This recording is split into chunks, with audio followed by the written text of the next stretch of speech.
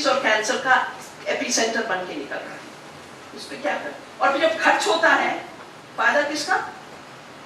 वही बायर, वही seed industry, global seed industry, global chemical industry and global pharmaceutical industry is one industry, they are not separate industry. वो तो जितना हम बीमार पड़ेंगे उनका फायदा। तो स्वास्थ्य के लिए हमको अपनी खेती करनी है। वेल्थ पर एकड़ जब हमने कहा कि ट्रू कॉस्ट करेंगे तो झूठा कॉस्ट है। हमारे किसानों को जो अपना बीज, स्वदेशी बीज इस्तेमाल करके स्वदेशी बाजार बना रहे हैं और जैविक खेती कर रहे हैं, 10 गुना ज्यादा कमा रहे हैं, 10 गुना ज्यादा, 2 गुना नहीं, डबलिंग फार्म इनकम नहीं, 10 और राधा मोहन जी ने इसका फॉरवर्ड लिखा। $1.3 trillion annually is the externalities, environmental destruction or social destruction India का इनकम प्लेस के लिए।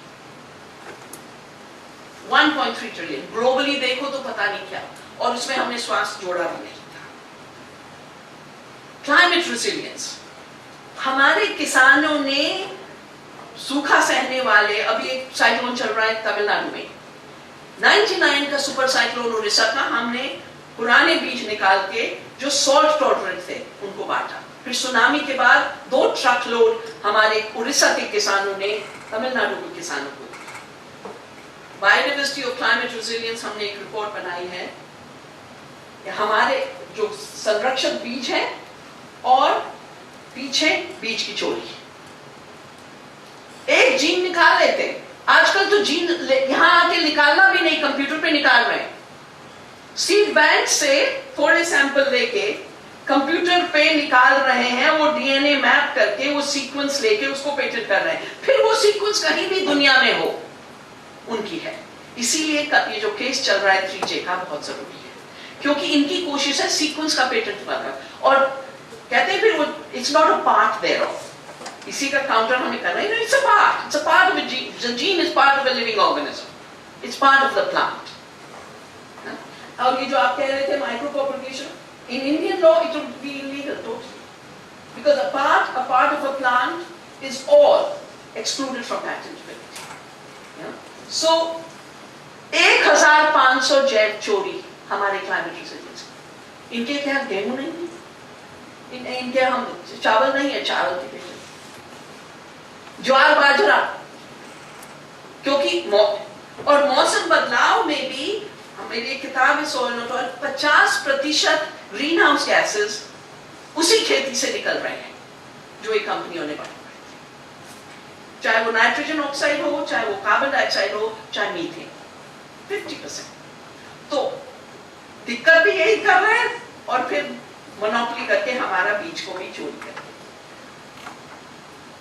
हैं। एंड में मैं 2 ही प्रार्थना के साथ एंड करूंगी कि जिस तरह नवदानिया ने 140 कम्युनिटी बीज बैंक बनाए हैं और अपना धरोहर बचाया है प्रोडक्शन के लिए, देखने के लिए नहीं, हमने प्रोडक्शन किया, हमारे किसान 10 गुना ज्यादा कमा रहे हैं, हमारे खाने वाले ज्यादा स्वास्थ्य पा रहे हैं। ये हर 10-15 गांवों के क्लस्टर में एक कम्युनिटी सीड बैंक होना ही होना चाहिए, क्योंकि WTO के आने के पहले 80% सीड किसान का होता था, और आज के संदर्भ में, चाहे बीमारी में हो, क्लाइमेट चेंज में हो, किसानों का कर्ज और आत्महत्या का एपिडेमिक हो, हर चीज के लिए वो स्वदेशी बीज का बहुत महत्व है। वो महत्व और बढ़ेगा जब हमारी यूनिवर्सिटीज और साइंटिस्ट पार्टिसिपेटरी ब्रीडिंग किसानों के साथ करेंगे। यही हम नवदानिया में सिखाते हैं। मैंने एक बीज विद्यापीठ शुरू किया है देहरादून में, हमारे संरक्षण के फार्म पे, जहाँ 2000 से ज्यादा किस्में हम उगाते हैं, और मैं चाहूंगी कि भारतीय किसान के किसान आए और वहां 3 दिन 4 दिन का एक वर्कशॉप हो, और फिर हर जगह वो लीडर्स बने, और हर जगह जहां यूनिवर्सिटी है आसपास, वो यूनिवर्सिटी उनके साथ क्लाइमेट चेंज के लिए और मैलन्यूट्रिशन को देखने के लिए न्यूट्रिशनल एनालिसिस और क्लाइमेट रेसिलियंस, और इसका नाम हमने पार्टिसिपेटरी एवोल्यूशनरी ब्रीडिंग दिया है, क्योंकि एवोल्यूशन चाहिए, ज्ञान का भी चाहिए, बीज का भी चाहिए, और ये जिस तरह का जेनेटिक इंजीनियरिंग कर रहे हैं वो एवोल्यूशनरी ब्रीडिंग नहीं है। तैयार है ये लोग नया टेक्नोलॉजी, नया ब्रह्म के साथ। उसका नाम डाल रखा है क्रिस्पर, जीन एडिटिंग। और आप कहते हैं कि जैसे आप वर्ड में कट पेस्ट होता है ना, तो कहते बीच के साथ यही करेंगे, तेजी से ऐसे ले जाएंगे और फिर उसको हम इधर से यहां डाल देंगे। इसलिए कह रहे हैं क्योंकि बायोसेफ्टी रूल्स भी बहुत स्ट्रिक्ट है और ट्रांसजेनिक्स और जीएमओस के लिए बहुत बड़े रूल्स हो गए हैं। तो इनने सोचा हम इसको नेचुरल कहेंगे। आजकल प्रकृति को के पीछे छुप रहे हैं, इसको नेचुरल कहेंगे और कहेंगे ये तो बिल्कुल एग्जैक्ट है, कैंची से काट रहे हैं। पर सृष्टि तो सेल्फ ऑर्गेनाइज कॉम्प्लेक्स सिस्टम है। एक एक बीज में कितना जबरदस्त इंटरैक्शंस होता है। तो एक जगह काटते हैं, 1500 जगह अनइंटेंडेड जेनेटिक इफेक्ट्स आ रहे हैं। तो इस रिपोर्ट पे हमने स्पिन डाला है प्रिसिशन का, और रियलिटी असली विज्ञान में क्या निकल रहा है। तो बीटी कपास देके समाप्त किया कपास को। अब ये चाहते हैं हर फसल में ये लाए और चाहते हैं इसमें बायोसेफ्टी लॉ भी ना हो, पैटेंट लॉ भी ना, हमारा एक्सक्लूजन ना अप्लाई करे। इसलिए ये 3J का न्यूक्लियर सीक्वेंस पैटेंटिंग का खेल खेल रहे हैं। इसके लिए हमें अपने ज्ञान के द्वारा, अपनी स्वतंत्रता के द्वारा बीज स्वराज की स्थापना करनी है। साथ मिलकर करेंगे तो होगा। धन्यवाद। To Presidential Address, I request Dr. Kevin Gavli, Dean Agriculture, G.H. Raisoni University, to please present a memento to the dignitaries on dais. I request volunteers to please support for it.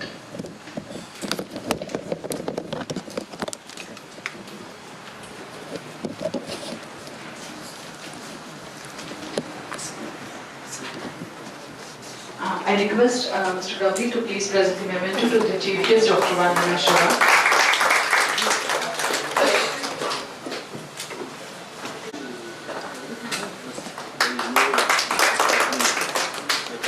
Dr. K.P. Singh, Dr. Rajan Velukar,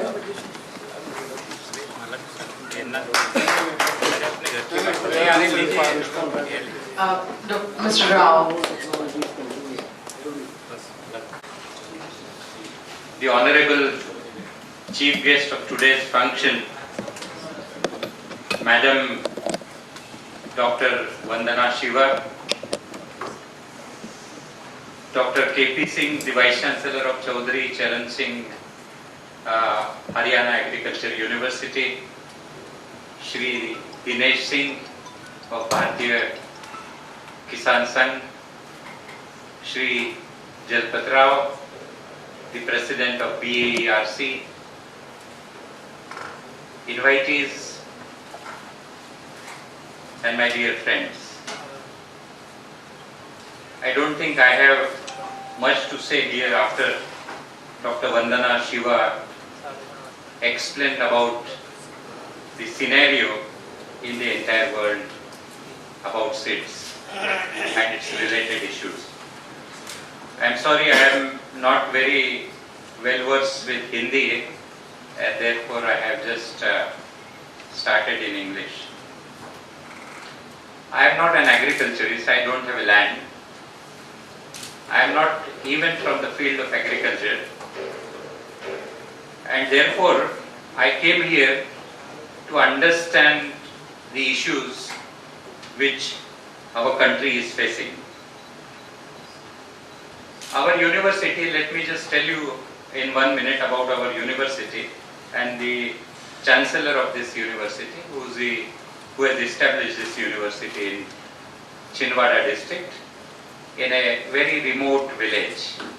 There are 5 villages in that area, and within almost 20 square kilometer to 30 square kilometer there is no college even for higher education. And in the villages nearby our university, the schools are up to only 4th standard or 8th standard, not even beyond that. And therefore the university thought of establishing a university. It is a cotton belt and the orange belt. Again, when I had gone from Mumbai, I spent 30 years in Mumbai, and after Mumbai, when they invited me to Nagpur to join as Vice Chancellor, after University of Mumbai's Vice Chancellorship, then I said Nagpur, they invited me to Nagpur, but then I said Nagpur, instead of working in Nagpur, I can work in Mumbai. But then when the Chancellor took me to this area, then a thought came to my mind that I must work in a rural area. Because I have spent 30 years in Mumbai. And therefore I came to this area. So the basic thought of the Chancellor is to transform the villages in that particular area. To work with the villagers. We are interacting with the villagers every day. We are doing a project with them. The name of the project is Silage. Creating city-like facilities. I am not saying city-like means whatever bad things of the city we are going to take there. The school is not there. The best of the best agriculture practices like organic farming, they are not doing. They are suffering. Then health. I have not seen a doctor there. Even if some problem appears in our university, we have to take the student to 30 kilometers away from our university. So fortunately we have a ambulance which we purchased for us. There is no doctor even in those villages. That सरकारी doctor तो वहाँ आता ही नहीं है. खाली तनख्वाह के दिन शायद आता होगा. ये वहाँ की परिस्थिति है और इसीलिए वहाँ के सारे गांवों को बदलने के लिए हमारे जो कुलाधिपति है उन्होंने वहाँ ये विश्वविद्यालय खोलने का विचार किया. मैं वंदना जी को बताना चाहता हूँ कि हम जरूर आपके साथ में काम करेंगे क्योंकि हमारा लक्ष्य वही है कि वो वहाँ के जो गांव है वो सारे गांव बदले और वो एक मॉडल बने ताकि आजू बाजू के जो गांव है वो बदले. और इसीलिए we are open. Otherwise there is no need to sponsor this event and listen to you. We can do it better. But we are open, we want to bring more number of people to discuss about nation's transformation in whatever area people are working in. And therefore we have sponsored this event. So that we meet the intellectuals, we contribute to the nation through the dialogue with various people. अभी मैं बैठे बैठे कुछ मैं 3-4 minute लूंगा. I am from science background, from statistics, the field of statistics. So when engineering and technology, इसमें हम जो देख रहे हैं डेवलपमेंट हो रही है, वो सारी development artificial intelligence, machine learning, computational thinking, augmented realities, ये सारी चीजें हो रही है. अभी अगर आर्टिफिशियल इंटेलिजेंस में बहुत सारी बातें आगे बढ़ रही है तो हमें भी हमारा पर्पस डिफीट ना होते हुए हमको भी उसके बारे में जानकारी लेना चाहिए और हमको भी उसके बारे में सोचना चाहिए, ऐसा मुझे लगता है. क्योंकि everything whatever whether it is sustainable और नॉट, जैसे प्लास्टिक आ गया, अब प्लास्टिक के हमने देख लिया क्या है, सस्टेनेबल ही नहीं है. सारा जो चीजें हो रही है हमारे सारे लोग उधर भाग रहे हैं.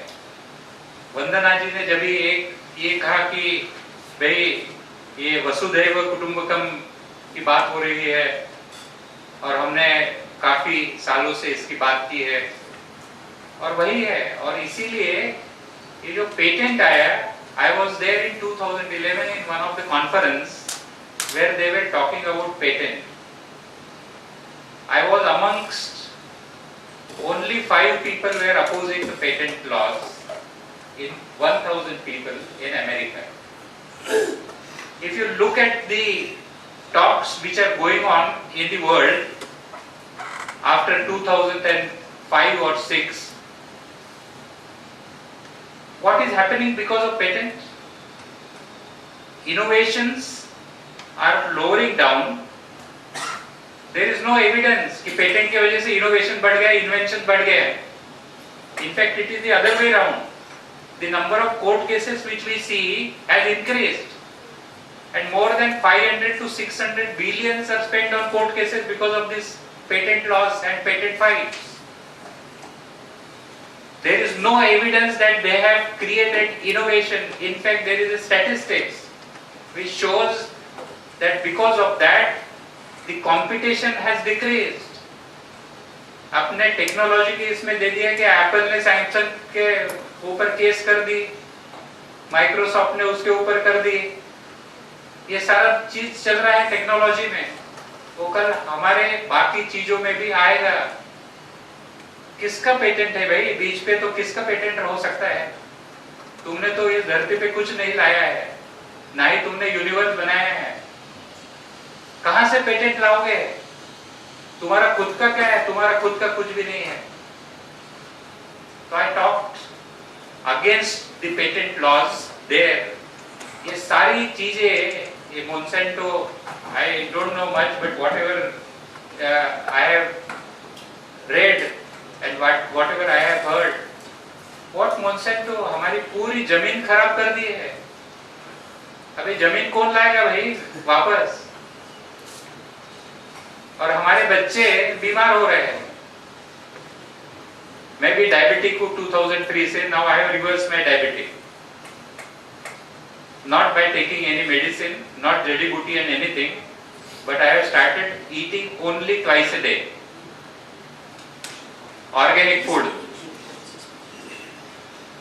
That's it. Nothing more than that. So I have reversed after 2003 from 10.33 to down. And therefore, as there is less time, but there is a case against patents. I was reading a paper in the morning. He says there is little evidence that stronger patents lead to more innovation. There is no evidence. I am not going to elaborate this. Two is, competition is often a more plausible driver of innovation. Now, competition is decreasing. किसी ने patent ले ले भाई, अभी हम क्या करें? This is happening in all the fields.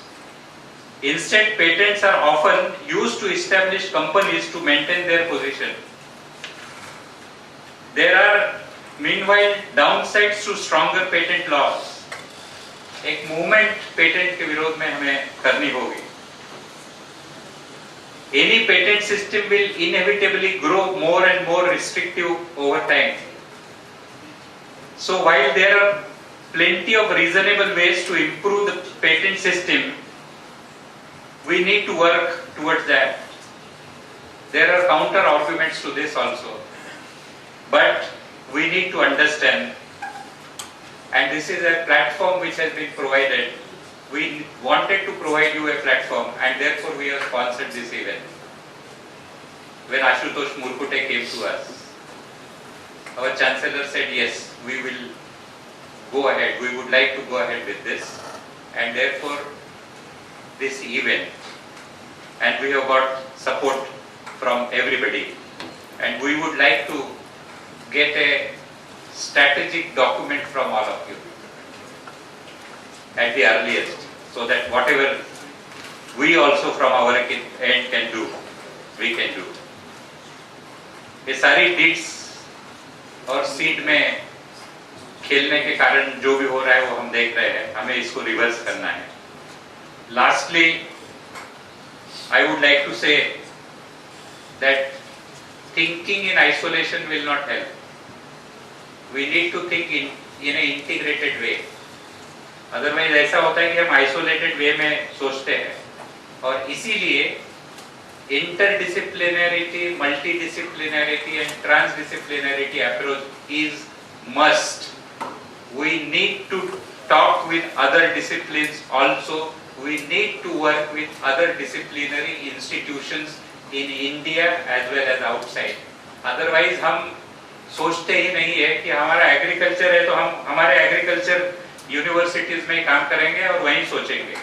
ऐसे आज नहीं चलेगा, क्योंकि सारे डिसिप्लिन्स में आप देखोगे, इवन मेडिसिन में टेक्नोलॉजी ज्यादा यूज होती है।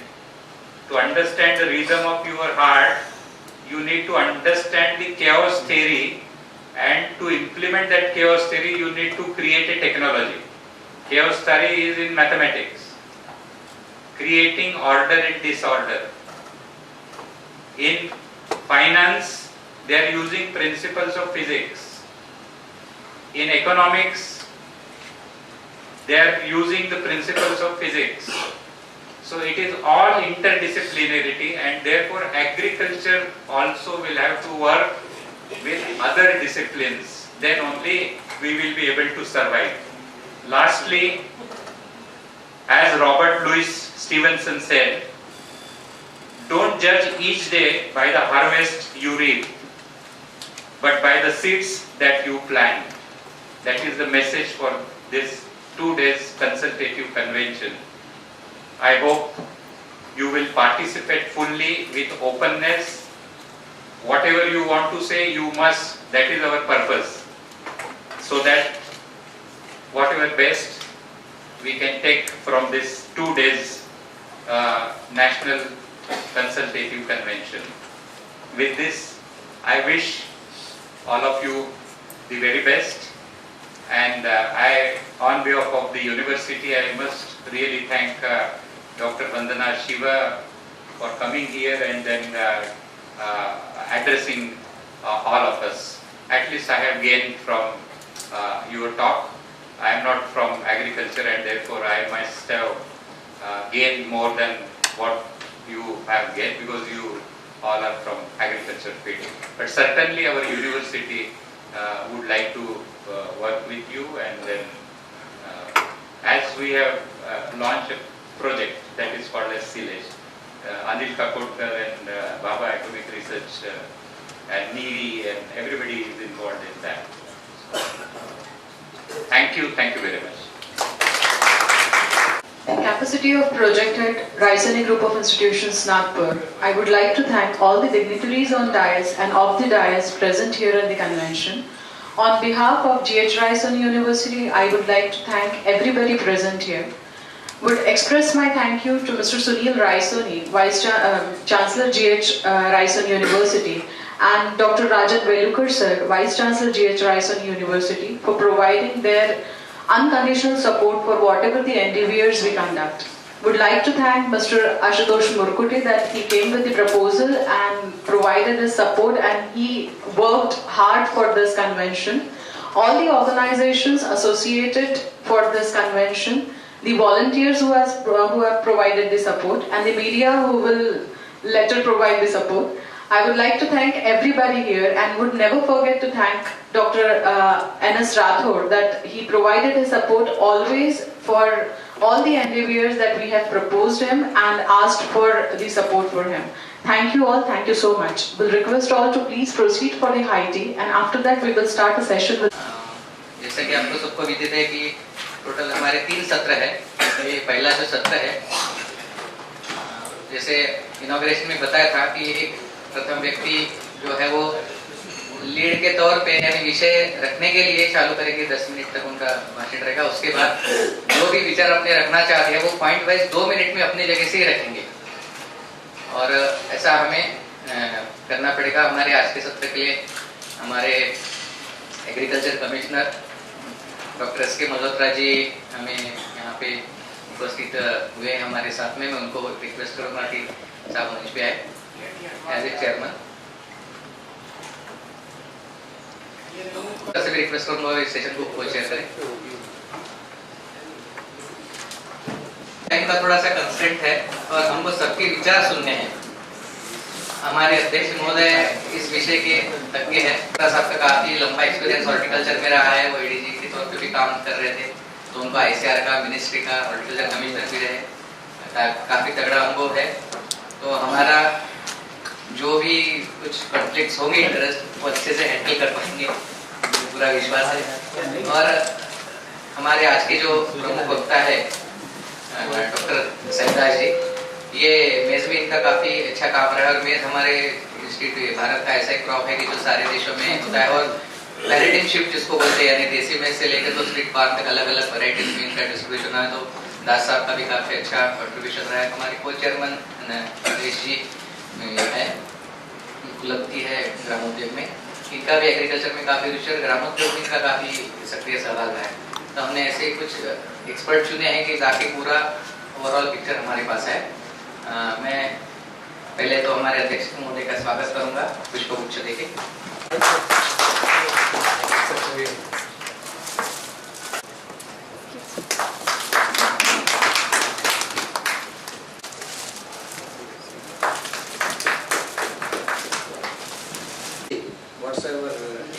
इन हिंदी, ओके। आज का जो सेशन है हम लोग हिंदी में बात करेंगे आप सबसे, और मुझे आप सबके बीच में आकर की खुशी है। और हमारे आज का जो सेशन है उसके को चेयरमैन डॉक्टर MC गौतम साहब, डॉक्टर पालीवाल साहब, और यहाँ पर मौजूद हमारे बहुत सारे पार्टिसिपेंट्स जो एक्सपर्ट्स हैं और गणमान्य व्यक्ति वैसे भी यहाँ पर उपलब्ध हैं। और मैं देख रहा हूँ यहाँ पर इंडस्ट्री से भी बहुत सारे पार्टिसिपेंट्स हैं, और रिसर्च सेक्टर से, डेवलपमेंटल सेक्टर से, और किसान संघ और किसान भी यहाँ पर उपस्थित हैं।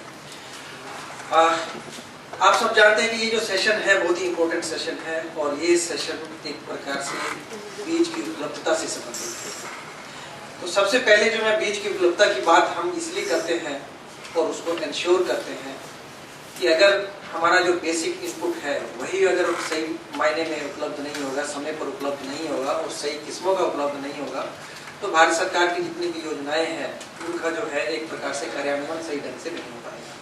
तो अभी मैं मंत्रालय में जो कार्यक्रम देखता हूँ, मेरे पास national food security mission programme है, और national food security mission programme अपने आप में एक ऐसा इम्पोर्टेंट प्रोग्राम है जो हमारे देश की जो फूड सिक्योरिटी है उसको जो है निर्धारित करता है।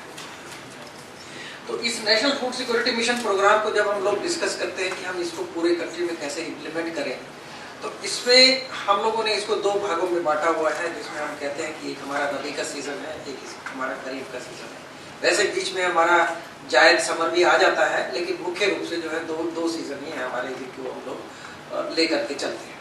तो इनका जो है पूर्ण रूप से इसका आकलन किया जाता है कि हमारी बीज की उपलब्धता क्या है, और हमारे बीज का अभी पहली बात तो आती है कि हमारे को चाहिए कितना बीज। एक तो हम ये कहते हैं what is the demand of the seed from the different states and what kind of availability is available with us, कि हमारे पास उपलब्धता कितनी है। इन सब चीजों को हम और भी जितने आदान हैं, जो इनपुट्स जो इसमें यूज होते हैं, चाहे वो सीड है, पेस्टिसाइड है, चाहे फर्टिलाइजर्स है, इसके अलावा मशीनरी है, ये सभी इनपुट्स के बारे में हम बड़े विस्तार से जो है स्टेट के साथ बैठ करके 2 दिन जो है इन वर्कशॉप्स में चर्चा करते हैं। और इन सब चीज़ों को जो है हम लोग उसका we make it sure that yes, all inputs whatsoever are required, they are required to be put into the system where availability is ensured.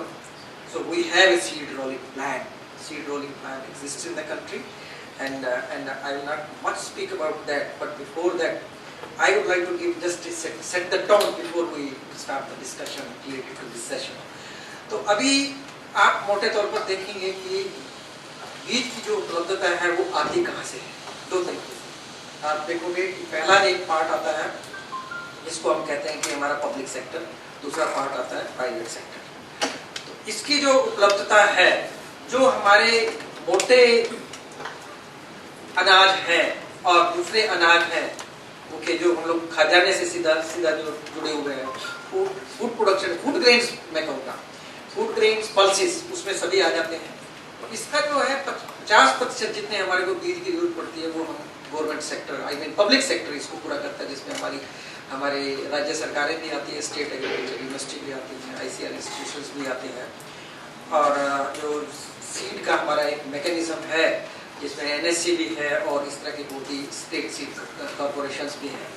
तो ये उनके माध्यम से जो है उसकी पूर्ति होती है। लेकिन बाकी जो 50% की जो मैं बात करता हूँ वो जो है हमारा प्राइवेट सेक्टर से है, जो मुख्य रूप से जो है हाई वैल्यू सीड्स को और जो लो वॉल्यूम भी है उनको ज़्यादातर जो है वो डील करते हैं। और हम लोगों के पास जो आता है वो जो गवर्नमेंट सेक्टर के पास, पब्लिक सेक्टर के पास जो भी है वो एक तरह से लो वैल्यू और हाई वॉल्यूम वाला है, जो फूड ग्रेन्स की बात करते हैं। तो इस तरह का डिवीजन है और इस तरह का जो डिस्ट्रीब्यूशन है, और मोटे तौर पर इसका आकलन भी किया गया कि कहाँ हमारे को रबी में कितना बीज चाहिए, किस एक फसल में कितना चाहिए, इस प्रकार के सारे आंकड़े हमारे पास उपलब्ध हैं। और हमारे सीड पोर्टल जो एक हमारे कृषि मंत्रालय में बना हुआ है, उस सीड पोर्टल पर भी जो है ये जानकारी उपलब्ध है। और उससे पहले थोड़ी चर्चा हम लोग जरूर कर देंगे कि जो सीड सेक्टर है और हमारी जो सीड की अवेलेबिलिटी है, उसी की वजह से ये संभव हो पाया कि हमारे जो उत्पादन है वो बढ़ करके 284.8 मिलियन टन ये खाद्यान्न फसलों की बात करता हूँ, वो हमारा रिकॉर्ड प्रोडक्शन है। इसी तरह से ना केवल जो सीड इस तरह का जो सही मायने में सीड है और प्लांटिंग मटेरियल दो कैटेगरीज में बांटते हैं, तो वो हॉर्टिकल्चर क्रॉप्स, पेरिनियल क्रॉप्स उसमें आ जाता है। तो आप सीड की बात करेंगे तो वो जो इसका एक तरह से सीड सेक्टर में जो ट्रांसफॉर्मेशन है वो अवेलेबिलिटी की वजह से हुआ है। अवेलेबिलिटी हमने इंश्योर की है, इसीलिए इसमें जो इतना जो हमारा प्रोडक्शन का लेवल है, जो मैं बता रहा हूँ 284.8 मिलियन टन हमारा खाद्यान्न का हुआ, 307.5 मिलियन टन हॉर्टिकल्चर क्रॉप्स का हुआ। तो ये सब जो है एक तरह से जो भारत सरकार की अनुकूल पॉलिसीज थी उसकी वजह से ये संभव हो पाया, और सबके जो है एक मिले जुले जो प्रयास हैं उसकी वजह से। ठीक है, तो अभी जो मुझे बताया गया ऑर्गेनाइजर्स के उससे कि एक इसमें लेक्चर का एक डॉक्टर साईदास की तरफ से जो एक प्रेजेंटेशन का रखा गया है, तो मैं डॉक्टर साईदास साहब को रिक्वेस्ट करूंगा कि तो यहाँ पर आकर के अपना एक 10 मिनट का प्रेजेंटेशन दें। और डॉक्टर साहिब लेक्चर, तो डॉक्टर साईदास साहब के बारे में थोड़ा सा छोटा सा परिचय मैं जरूर दे देना चाहूँगा। डॉक्टर साईदास जो है एक जाने माने हमारे देश के मेज ब्रीडर है, और उनके जो किए गए काम है बहुत ही सराहनीय है, और उनकी जो बनाई गई किस्में हैं पूरे देश भर में जो है व्यापक है। और इन्हीं के द्वारा जो चलाया हुआ जो एक मुहिम था कि हमें सिंगल क्रॉस हाइब्रिड्स को देश में आगे लेके जाना है, अगर हमें उत्पादन और उत्पादकता को बढ़ाना है, तो उसका सारा योगदान मैं इनको देता हूँ, क्योंकि ये ब्रीडर भी रहे हैं, मूल रूप से वैज्ञानिक रहे हैं। तो वही विज्ञान और उनके अनुभव को देखते हुए भारतीय कृषि अनुसंधान परिषद ने इनको डायरेक्टर की जिम्मेवारी दी थी, जो एक इंडियन इंस्टीट्यूट ऑफ मेज रिसर्च था। तो इंडियन इंस्टीट्यूट ऑफ मेज रिसर्च में जो है सह निदेशक के पद पर रहे हैं, और इनकी बहुत सारी उपलब्धताएं हैं, और इन्हीं से हम लोग सुनना चाहेंगे। और इनका एक लंबा अनुभव है बीज से संबंधित जो भी बात आती है, और अभी भी जो है ये सीड सेक्टर से जुड़े हुए हैं किसी न किसी रूप में, और अपना मार्गदर्शन जो है ये करते रहते हैं। तो मैं डॉक्टर साईदास से ये रिक्वेस्ट करूंगा कि अपना प्रेजेंटेशन, अपना जो उद्बोधन है वो 10 मिनट तक के लिए है, और उसके बाद से हम लोग इसको एक्सपर्ट्स के फीडबैक लेकर के फिर हम लोग को ऊपर रखेंगे डिस्कशन के लिए, क्योंकि हम चाहते हैं कि आपसे जो हमारे पास फीडबैक आएगा वो हमारे लिए ज़्यादा इम्पोर्टेंट है। डॉक्टर साहब धन्यवाद मल्होत्रा जी। हम चीफ बार के जो हमारे चेयरमैन सेशन थे डॉक्टर गौतम जी, डॉक्टर पालीवाल जी, डॉक्टर उनके जी, मेरे को प्रेजेंटेशन नहीं देनी, क्योंकि अभी यहाँ तक जी उन्होंने कहा कि आपको 10 मिनट के लिए बोलना है। एनीवे कोई बात नहीं। देखिए सीड जो हम हिंदी में बोलते हैं, हिंदी में कहा गया है, जितने भारतीय किसान संघ के और दूसरे वाइस चांसलर और मान वो आए हैं पब्लिक सेक्टर से, प्राइवेट सेक्टर से, आप सबको नमस्कार। और किसान भाइयों, देखिए पहली तो बात यह है कि आप अपनी स्ट्रेंथ को देखकर समझ सकते हैं कि सीड की इंपॉर्टेंस कितनी। हम हमेशा कहते हैं फार्मर फर्स्ट, सीड फर्स्ट। जब सीड की इंपॉर्टेंस अभी इतनी है, दिखाई दे रही है, तो किसान के खेत पर कितनी होगी। सीड की अवेलेबिलिटी की हम बात करते हैं कि सीड की अवेलेबिलिटी 2 ग्रुप होते हैं। जैसे एक होता है जिसको हम कहते हैं सेल्फ पोलिनेटिंग क्रॉप, दूसरा कहते हैं क्रॉस ब्रीड। एक के अंदर जैसे मल्होत्रा जी ने कहा हाइब्रिड क्रॉप्स होती हैं, दूसरे में होती हैं नॉन हाइब्रिड क्रॉप्स होती हैं। हाइब्रिड क्रॉप्स को आज की डेट में हमारा पूरा का पूरा शेयर जाता है प्राइवेट सेक्टर को, और कभी भी हमें देखिए किसी कंट्रीब्यूशन को रिकॉग्नाइज करना चाहिए। फॉल्ट इसमें फाइंड आउट कर लो, होते हैं फॉल्ट होते हैं, फॉल्ट का सोल्यूशन भी देना चाहिए। एकदम हम फॉल्ट भी ढूंढते जाए और तो उस बात देश की फूड सिक्योरिटी को हम एड्रेस नहीं कर सकते। पहली बात ये है। देखिए हाइब्रिड का कंट्रीब्यूशन टोटल है 99% goes to the private sector. and we should recognize them, and they are responsible for increasing our food security, food production and farmer income and farming production. Private sector और public sector का भी contribution है कि technology उन्होंने develop की है, उसकी technology को वो ले जा रहे हैं, क्योंकि पब्लिक सेक्टर के पास इतना हमारे पास स्ट्रेंथ नहीं है। अब देखिए सीड महंगा क्यों है, अवेलेबिलिटी हो सकती है, जो हाइब्रिड क्रॉप्स हैं उनका सीड महंगा करने के लिए सभी की सभी हमारी गवर्नमेंट रिस्पॉन्सिबल है। एक किसान से हम सीड हाइब्रिड खरीदते हैं तो 50 रुपए किलो होता है, जब फार्मर तक पहुंचता है 300 रुपए किलो होता है, अब गवर्नमेंट के थ्रू जाता है वही 200 रुपए किलो होता है, जब इसकी कीमत 100 से 150 रुपए ज्यादा नहीं होती। उसके अंदर सब गवर्नमेंट भी इन्वॉल्व है इसको प्राइस बढ़ाने में, और फार्मर को कोई नहीं सोचता। जहां तक सेल्फ पोलिनेटेड क्रॉप है, जैसे पल्सिस है, व्हीट है, राइस है, कुछ ऑयल सीड्स हैं, उनके अंदर क्या है कि हम भी ट्रेनिंग भी देते हैं किसान को कि एक बार वो बीज खरीद ले। कि पहले हमारा किसान, जो फादर हमारे किसान थे, तो क्या करते थे, बीच में जाकर के अच्छे सीड को सिलेक्ट कर लेते थे और 20 साल तक उसी को यूज करते थे। आज भी वो कंसेप्ट थ्रू होल्ड करता है सेल्फ पोलिनेटेड क्रॉप्स के अंदर, चाहे व्हीट हो, चाहे राइस हो, चाहे आपके चना हो, मूंग हो, उड़द हो, पल्स हो, वो अभी करते हैं। अभी भी हम सीड की अवेलेबिलिटी 100% इन क्रॉप्स में नहीं दिला सकते, चाहे हमारा पब्लिक सेक्टर में बोलो, प्राइवेट सेक्टर में बोलो। पहली बात तो यह है कि सीड चेन, दूसरी बात है सीड चेन को फॉलो नहीं किया जाता। जब हमारे नेशनल सीड कॉर्पोरेशन कंपनी हो या प्राइवेट सेक्टर कंपनी हो, वो भी फॉलो करते। जब तक सीड चेन को फॉलो नहीं किया जाएगा तो सर्टिफाइड सीड नहीं मिला। तीसरा, there is a big default in the seed certificate system. आप मुझे बताइए, एक मैट्रिकुलेट या 10वीं पास आदमी कैसे सभी क्रॉप्स के सीड को सर्टिफाई कर सकता हो? व्हीट का भी वो करता है, राइस का भी वो करता है, मेज का भी वो करता है, वेजिटेबल्स का भी वो करता है। सबसे पहले हमें सीड सर्टिफिकेशन के स्टैंडर्ड्स को सेट करना होगा। नंबर 1, सेल्फ सर्टिफिकेशन सीड को हमने इंपॉर्टेंस देनी होगी, क्योंकि सेल्फ सर्टिफिकेशन के अंदर ज्यादा इंपॉर्टेंट रिस्पॉन्सिबिलिटी आती है। क्यों आती है? अगर एक सर्टिफाइड सीड दे दिया किसान को, आपने कहा सीड तो सर्टिफाइड था, कल को कहीं भी कोर्ट में जाता तो क्या कहेगा, भाई हमने तो सर्टिफाइड सीड दिया था।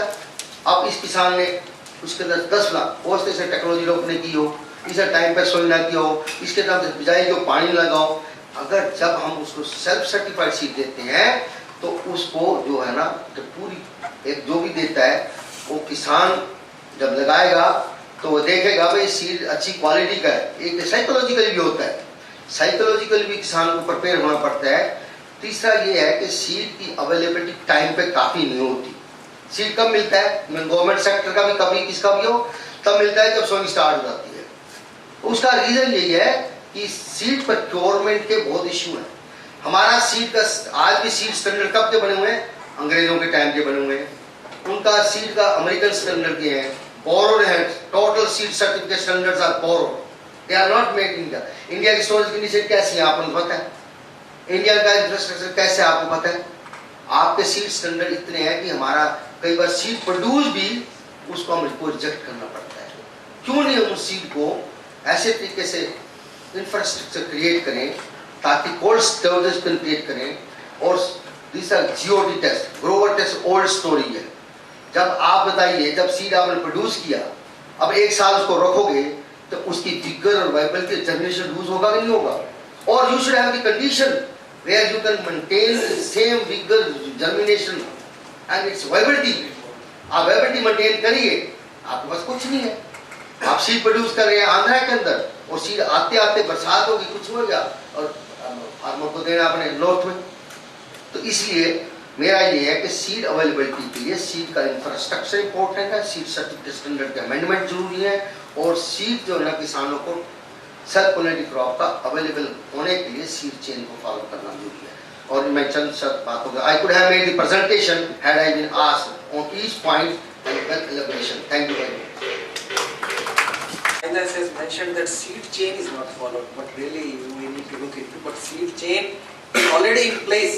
Maybe some gaps might be existing in that seed chain, but seed chain we have it. We have such seed chain. No, seed chain is there. Yeah. Seed chain is there, but seed chain is not followed. Seed chain is there. Okay, we'll take up that issue and we will discuss. Correct. So now, okay. Yeah. So now I ask my colleague, Dr. Dr. Paliwal is available with us, so I will ask him to give his viewpoint. And 5 minutes are given to Dr. Paliwal. Dr. Paliwal will also give his views. Then I will request Dr. Gautam. Then I will take it up for further discussion.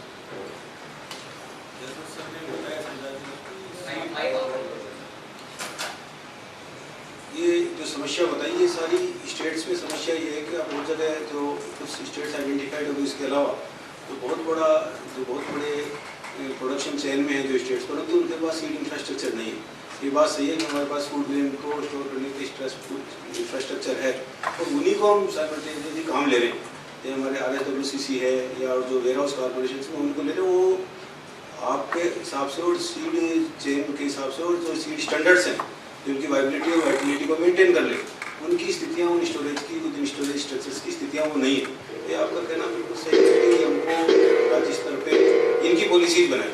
हमारी पहली जो अपनी seed policy बने उसके अंदर एक बहुत बड़ा पार्ट ये हो कि हमारा सीड स्टोरेज के ऊपर, सीड स्टोरेज के अभाव में बहुत सारी चीज़ें हमारे को देखने को मिलती है कि हमारे कई बार जो सीड है वो बहुत बड़े आंदोलन भी हो जाते हैं। हमारे जैसे हमारे प्रोग्राम में बहुत बड़ा आंदोलन देखने को मिला कि हमारे जो स्पाइसेस थे या जो हमारे लहसुन प्याज के जो मटेरियल था, प्लांटिंग मटेरियल था, उनके अंदर जो वेरिएशन देखने को मिल जाते हैं, वेरिएशन देखने को मिलते हैं और वेरिएशन का बहुत बड़ा कारण ये है कि प्रोसेसिंग और स्टोरेज नहीं हो पा रहा।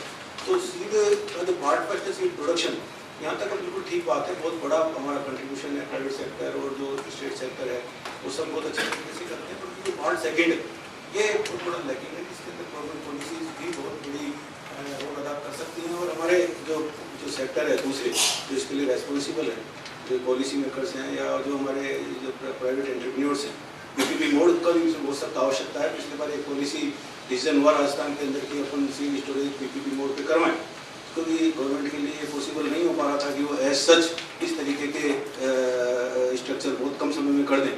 तो PPP मोड का भी एक बहुत बड़ा कंसेप्ट आया हमारे पिछली बार और राज्य विधानसभा में ये स्थिति बनी कि इसको एक माइक्रो बिल लिया है इसको एक्सक्लूड करते हुए, परंतु नहीं हो पाया। परंतु एक विषय ये भी है कि हमने जब हम पॉलिसी डॉक्यूमेंट बनाएं और पॉलिसी डॉक्यूमेंट के ऊपर चिंतन करें तो हम इंफ्रास्ट्रक्चर सीड स्टोरेज और सीड चेन को एज सच इन टोटो मेंटेन कर लें। जैसे डॉक्टर साहब ने बताया शायद ये सब चीज़ें प्रोटोकॉल्स अवेलेबल हैं, परंतु सीड चेन पूरी तरीके से परफेक्शन में आ जाए तो वो विषय अगर हमने एड्रेस कर लिया तो हमारे जो सीड का इशू है, जो सीड क्वालिटी वाला इशू, जो आपने बात की सीड क्वालिटी वाला इशू है, ये बहुत बड़ा इशू है कि हम किसान हमारा इंश्योर नहीं हो पाता। किसान को एक विश्वसनीयता नहीं जमी हुई है कि वो जो हमको सीड ले रहे हैं, पर्टिकुलरली हमारे पब्लिक सेक्टर से, पब्लिक सेक्टर के मैं SUs की बात नहीं करता, परंतु और जो पब्लिक सेक्टर जो बाकी है उसके सीड के ऊपर थोड़ा शक बना रहता है। यूनिवर्सिटी के माइक्रो लेवल पे सीड देती है, परंतु कुछ यूनिवर्सिटीज़ के अलावा तो वो सीट तो विश्वसनीय है, परंतु बहुत कम मात्रा में और उनके पास अपना इंफ्रास्ट्रक्चर भी है। परंतु जो पब्लिक सेक्टर के अंदर जो हमारा गवर्नमेंट जो सीड कॉर्पोरेशन है उनके सीट पे सदा शक बना रहता है। उनको हमने बहुत अच्छे तरीके से उसको कई बार उनके विषय को देखा कि ये क्यों होता है सर, तो उसका रीज़न ये है कि उन्होंने पैकेज दे दिया दूसरों को, परंतु जो सेकेंडरी मैनेजमेंट है, ये वाला जो मैनेजमेंट साहब विषय उठाया कि इनका जो सीड चेन है मेथड है वो पूरा का पूरा फॉलो नहीं हो पाता है। सो मैं इस विषय को आपके सामने रखते हुए इस विषय में कोई इंपॉर्टेंट सजेशंस आप देंगे तो उनको आगे तक पॉलिसी डॉक्यूमेंट में डालें।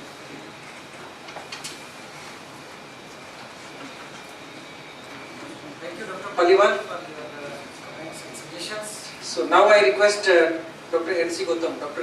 N.C. Gautam Sahab is available with us. He is the Vice Chancellor of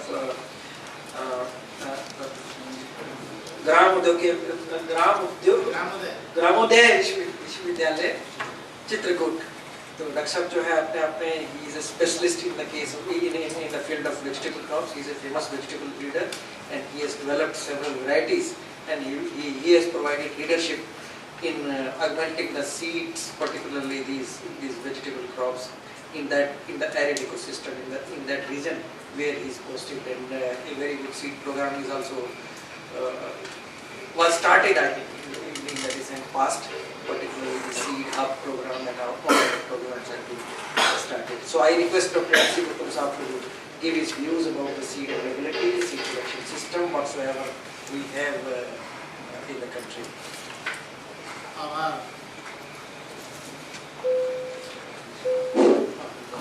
आभार डॉक्टर मल्होत्रा जी। मैं तो पहले सुनने के बाद में कुछ अपना ज्ञान आपके साथ शेयर करना चाहता था, परंतु 2-3 बातें मैं जरूर करूँगा कि सीड अवेलेबिलिटी की पर चर्चा हो रही है। हमारे यहाँ पहले भी उत्पादन होता था और इससे ज़्यादा ज़मीन थी। अगर हम पिछले 60 साल पीछे जाएँ, 70 साल पीछे जाएँ, तो इससे ज़्यादा ज़मीन थी, इससे ज़्यादा खेती होती थी, लेकिन उत्पादन पर एकड़ कम होता था, क्योंकि वो सीड किसान द्वारा जो हमारी ट्रेडिशनल नॉलेज है उससे करता था। और आज भी हमारे गांव में एक प्रथा है कि कुछ महिलाएं एक प्रोग्राम करती हैं जिसमें गेहूं का बीज बोती हैं और वो उस सीजन से पहले बो के देखती हैं, जिसकी अच्छी बाढ़ हो जाती है उसको कहते हैं उसका बीज बहुत अच्छा है। वो मतलब ट्रेडिशनल नॉलेज आप टेस्टिंग थी, उसको कहीं हमने ख़त्म किया। दूसरी मैं बहुत जल्दी बात करूँगा, अब लंबी बात तो नहीं करेंगे। एक हमारा और ट्रेडिशनल सिस्टम था कि जब पूरा खेत में फसल पक जाती थी पूरी तरह से, तब हार्वेस्ट होके आती थी और वो भी गोबर और मिट्टी से जो बने हुए हमारे ढांचा होता था जिसमें कुंटल 2 कुंटल सीड रखा जा सकता था, उसमें रखते थे। क्योंकि अब जो सीड बिन आए हैं उससे मॉइस्चर ट्रांसफर हो जाता है, तो जो सीड का मॉइस्चर होता है उससे डबल मॉइस्चर हो जाता है। तो जब किसान बोने जाता है तो पता चलता है कि उसका 70% जर्मिनेशन के बजाय वो 40-42% जर्मिनेशन होता है, सीड भी ज़्यादा लगता है उसका। ये मैं थोड़ी छोटी बातें जो ट्रेडिशनल नॉलेज से मैं चाहता हूँ कि उसको। दूसरा, सीड की इतनी ज़्यादा मारामारी तब होती है जब हमारा प्रोग्राम, एक तो बहुत गवर्नमेंट जो एजेंसीज हैं वो बहुत अंतिम समय पर तैयार करती हैं। मैं ये चाहता हूँ इसमें 2 पार्टनर हैं, एक प्राइवेट सेक्टर है, एक पब्लिक सेक्टर है। पब्लिक सेक्टर का तो सेल्समैन हर दुकान पर 8 महीने पहले पैकेट रख जाता है, वो बेचना जानता है। उससे ज़्यादा इंटरेस्ट होता है वो दुकानदार का, ट्रेडर का, जिसको 20-30% मार्जिन, वो किसान का इतना ही देखता है।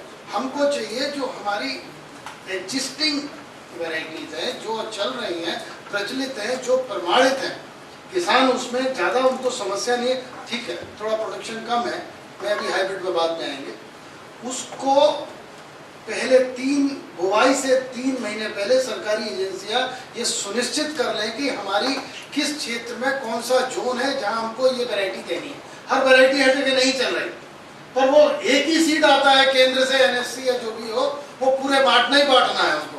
गवर्नमेंट एजेंसी मजबूर होती है, नीचे वाले मजबूर होते हैं। तो पहले तो उनकी आवश्यकता के अनुसार प्रजाति का चयन करके बीज का वितरण किया जाए। हर प्रजाति हर जगह नहीं चलती, पर होता यह है कि एक प्रजाति का प्रोडक्शन हो गया तो उसको थोप दो वहां पर, हमारा टारगेट पूरा हो जाए। ये टारगेट किसान का, नुकसान तो किसान का हो रहा है। एक बात। दूसरी, अभी तक हमारे पास हम उस स्टैटिस्टिक्स पे चल रहे हैं जो पटवारी साहब सरकार को दे देते हैं। हमारे पास अभी भी रियल स्टैटिस्टिक्स नहीं है, आंकड़े नहीं है, कौन किसान क्या बोता है, कब बोता है, कितनी खेती है। हमारी प्लानिंग होती है दिल्ली में बैठ के, काम किसान कहीं और कर रहा है। हमें स्टैटिस्टिक्स, रियल स्टैटिस्टिक्स, आंकड़ों की जरूरत है। अगर देश में कोई अच्छी योजना बनानी है बीज के लिए, तभी आप कर पाएंगे। मेज का एरिया कौन सा है, लिनसीड का एरिया कौन सा, वो सब जोन आइडेंटिफाइड हो जाए और उसी तरह से हम उनको प्रशिक्षित करें, मोटिवेशनल प्रोग्राम चलाएं। क्योंकि हमारा यूथ को थोड़ा सा समझाना है। साइंटिस्ट थोड़ा और तरीके से करता है, उसके 10-20 फिजिकल स्ट्रक्चर करेक्टर आइडेंटिफाई करके उसको ब्रीडर सीड में कन्वर्ट होता है, मगर किसान भी इतना कम नहीं है, वो एक नज़र जानता है। तो इसलिए मोटिवेशनल प्रशिक्षणों की जरूरत है, जिससे वो थोड़ा सा अपना बीज अपने आप बना सके। मैं और थोड़ा सा समय 1 मिनट और लेता हूँ। हम किसान से कभी उस वैरायटी के बारे में फीडबैक लेते, प्राइवेट वाले तो थोड़ा बहुत लेते भी हैं। यहाँ बैठे हुए हैं कुछ लोग वेजिटेबल जो मेरे साथ एसोसिएटेड थे, मिले थे। मगर हाँ, तो अगर जो ओपन पॉलिनेटेड क्रॉप है उसमें कोई फीडबैक नहीं लेता। ये तो हुआ ट्रू सीड की बात। एक कुछ ऐसी फसलें हैं जिनमें ट्रू सीड नहीं चलता। आलू की फसल फॉर एग्जाम्पल मैं लूँ, जिसमें आलू से आलू पैदा करना है। आलू में क्या जा रहा है किसान के यहाँ, इसको कोई नहीं देखता। जो कोल्ड स्टोरेज में आलू बच गया, कम रेट पे हो गया, सीड साइज का फिल्टर किया और बेच दिया, तो किसान लगा लेता है, क्योंकि उसको उम्मीद नहीं है कि मुझे मिलेगा क्या। हमारे पार्ट पर, सरकार के पार्ट पर बहुत ज़्यादा इसमें जिम्मेदारियाँ आती है, उसमें कहीं ना कहीं चिंता करने की ज़रूरत है, क्योंकि उसमें सेल्फ लाइफ नहीं होती। ऐसी बहुत सी चीज़ हैं जो इसी तरह से, जो प्रोपोगेटिंग मटेरियल जो टिश्यू प्राइवेट से जो भेजे जा रहे हैं वो ठीक है, टिश्यू कल्चर से तैयार है, उसकी आइडेंटिटी है, पर और तरीके से जो सीड प्लांटिंग मटेरियल भेजा जा रहा है उसकी बात की ज़रूरत है। हमारे यहाँ बहुत सी चीज़ें आ रही हैं, हम कई फसलों में प्रथम और द्वितीय है दुनिया में, मगर क्वालिटी में हम बहुत पीछे हैं। आज भी खान मार्केट में चले जाइए तो आपको इजराइल के और उसके फ्रूट बिकते हुए ज़्यादा दिखाई देंगे बजाय हमारे इंडियन एप्पल बिके। हमें आवश्यकता है कि वो इंडियन एप्पल को सुधारें, है उसमें कैपेसिटी, पर कोई ऐसे मोटिवेशनल प्रोग्राम हमारे चलने चाहिए जो यहाँ की ट्रेडिशनल क्रॉप है। NEH का एरिया है, ऑर्गेनिक की मांग है। आजकल पैसे की कमी किसी के पास नहीं है, उसके पास विश्वसनीयता की कमी। अगर जिसके पास विश्वसनीयता है वो पैसा खर्च करने को तैयार है। ऑर्गेनिक के नाम पर हर चीज़ बिक रही है। हमको चाहिए कि हम अगर इनकम ऑफ फार्मर बढ़ाना चाहते हैं तो एक अच्छा प्रोग्राम अच्छे ऑर्गेनिक सीड के साथ ही शुरू करें, क्योंकि ऑर्गेनिक को 1-2 साल ऑर्गेनिक सॉइल बनने में लगेगा। जिस किसान क्या लेंगे पहले साल ऑर्गेनिक आप कहते हैं, क्योंकि रेजिडुअल इफेक्ट बहुत रह जाता है पिछले साल केमिकल फर्टिलाइजर, तो 2 साल के बाद ही उसको ऑर्गेनिक कह सकते हैं। ऐसी कुछ बातें थी, बाकी मैं सुनने के बाद हम लोग करेंगे। धन्यवाद। अभी जो ये अभी इंट्रोडक्टरी स्तर था, एक तरह से इस स्तर के बारे में थोड़ी इंट्रोडक्टरी जानकारी उपलब्ध कराई गई। हमारे जो विशेषज्ञ हैं, हमारे को चेयरमैन हैं इस सेशन के। तो अभी मैं जो ये सेशन है मैं ओपन करता हूँ, क्योंकि अभी हमारे यहाँ पर आप देख रहे हैं कि इंडस्ट्री भी है, रिसर्च सेक्टर भी अवेलेबल है, डेवलपमेंटल सेक्टर से भी अधिकारी यहाँ उपलब्ध है, और इसके साथ साथ जो है इंडस्ट्री से भी मैं देख रहा हूँ यहाँ पर है, और किसान भी है। तो मैं सबसे पहले जो मैं कहना चाहूँगा, अभी रिसर्च सेक्टर से हम लोग बात कर रहे थे, पहले एक सेक्टर को मैं बुला लेता हूँ। रिसर्च से कोई कुछ कहना चाहते हैं? आप माइक से वहीं से बात कर सकते हैं। Thank you. I don't have much idea about agriculture, technical or the practical. I usually try to study the agricultural farming at the household level. One of my research I found that the seed-related shock at the household level is the highest. And some of the things previous speaker has already mentioned: timing, availability, assurance, affordability.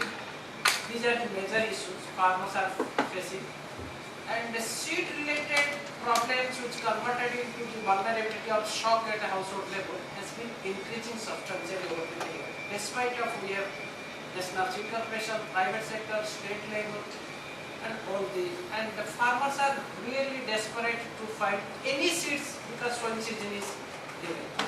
That's the reason why the agriculture, everything can be delayed other than agriculture.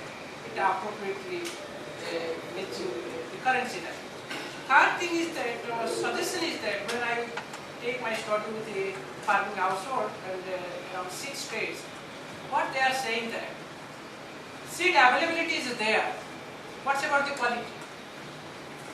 Quality is there. What's about affordability? Sometimes the price is so high, they have to select the high quality. They are not very sure, but still they have to buy. तो ये कुछ चीजें हैं जो house hold level पे काफी फर्क पड़ता है इसमें, और इनफैक्ट जो सीड रिलेटेड शॉक और vulnerability translated into major economic and social shock at house hold.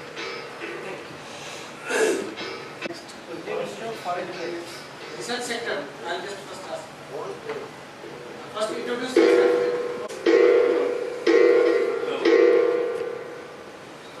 बढ़ा दीजिए आपके पास ये। I'm from Hyderabad Agriculture University. I represent farmers and organization. In this particular session, probably I forward my opinion to discuss further. We have given a lot of importance and preference for private sector, and we heard also from one of the first speakers that the private sector contribution for the state need to be appreciated. Okay. And for the availability, making availability of the seed from the private sector in different crops is okay. But at what cost? At a higher cost, low quality. This is what is happening. I put forward the opinion that what is happening in the public sector. I think huge number of personnel working in the public sector spending for the public money. Why not a hybrid in the cotton? Why not a hybrid in, or to say any seed in cotton or maize or vegetable not made available to the farmers. Farmer is spending on the research, public research, and the research is not reaching the farmers, not this for the decades. And the entire seed subsidy or schemes, everything is depending on state government, everyone is depending on the private seed to procure seed from private and distributing some schemes. So what is the lacuna in the public sector? Are they not capable of developing important, very good hybrids? Or suppose if they are developing, is the seed production a problem? If the seed production is if not a problem, then distribution and business plan is a problem. There are so much of other sector related to agriculture department. Lot of people are public servants are working in agriculture sector. Huge number of available in each village and nearby village. So why not at least a portion of seed supply? Public institutions are totally failed. This need to be taken into consideration as for the seed availability. One example just I will tell you. In Telangana, in a rural area, it's a tribal area, interior villages, everywhere the BT cotton seed is available, but not any seed. And we have interacted with the farmers that because of your land, your type of land, your type of environment, your type of climate, and your type of investment, further investment for a hybrid, your resources are not suitable for the hybrid, then we are it. They say that when I go to You are from Agriculture University? Yes, You have a seed division there? you have so many. You have a seed production program? Anyway. No. Any other question from No, they say that seed is not available. And at the seed We will variety is give available. our experts. They would have We will used give that, what is it. So this we need to discuss in depth. What is the public institution's role in making the seed available to the farmers? At least a share. But somebody should respond to his question. We will give. We have noted and then we will respond. Finally, we will respond to every question. I am Dr. Yogisha from Indian Institute of Horticulture Research, and since I am from Horticulture Institute, I would like to raise one issue. Bangalore, Horticulture Institute, Bangalore. Bangalore, sir. IHR, you are from IHR? Yes, sir. I am from IHR. Sir, nowadays, vegetable seedlings are raised in pro trays. Nobody is going for a traditional method of raised nursery bed. The prescribed minimum seed certification standards, for, especially for germination, is in the range of 70 to 80%. In some crops, it is 60%. Just maintaining this quality is not enough as far as vegetable seeds are concerned. We need to raise our quality standards further, maybe more than 90%, in order to meet the present day's situation. The other day, one farmer came to our institute and he purchased few packets of chili seeds. And he asked, what is the requirement, special requirement for raising the nursery? Then I asked him, why you are asking that question? He said, I am giving the seeds to nurserymen to raise the seedlings. I am not raising the seedlings.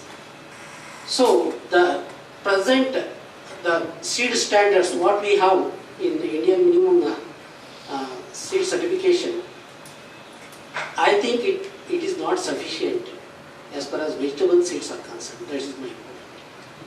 We need to. It's in general. Can you be specific? Where That is in general, gentlemen. this is a very general. Let us be specific. Sir, in case of tomato it is 70%. In brinjal, it is 70% germination. Here we need more than 80%, since we are going for pro-tray seedling raising. Capture of the seed is responsible for giving Pardon, sir? Capture of the seed is responsible for giving germination. Texture of the seed. No. Vegetables में problem है, पर जो transplanting material है वहाँ पे भी standards lacking है। और मशरूम की बात करते हैं तो मशरूम के लिए हमारे देश में कोई स्टैंडर्ड्स नहीं है, क्योंकि इसका जो स्पॉन है वो माइसीलियम है और दुनिया भर के मशरूम की तरह, जैसे वर्ल्ड हेल्थ मशरूम्स की तरह स्पॉन लेबोरेटरी आ गई है, एंड वो फार्मर को क्या दे रहे हैं, और वो क्या जाके कितना उसको नुकसान होता है, उसके लिए this need to have some specific standards for a small laboratory and to give some specific strain, इस प्रकार का कुछ आना चाहिए। साथ में बायोइनोकुलेंट्स की भी सीड के साथ काफ़ी महत्वपूर्ण रहता है, तो वो जो जैसे हम राइजोबियम वगैरह सप्लाई करते हैं, ये सब चीज़ें टाइमली अगर अवेलेबल होंगी जनरल क्रॉप्स में या वेजिटेबल्स में, तो ये जो हमारे डैम्पिंग ऑफ वगैरह की जो प्रॉब्लम रहती है वेजिटेबल्स में, वो काफ़ी हद तक सोल्व हो जाएगी। ये अवेलेबिलिटी या पॉपुलर नहीं है, that needs to be popularised. Thank you. P.K. Gupta, Director, MSRDF, or managed crop is onion and garlic. Especially problem in the onion. Onion is the 100% cross-pollinated crop. As per the requirement of this company, 10,000 metric ton seed is required. Out of 10,000, only 15 to maximum 15 to 20% produced by the organized sector. Then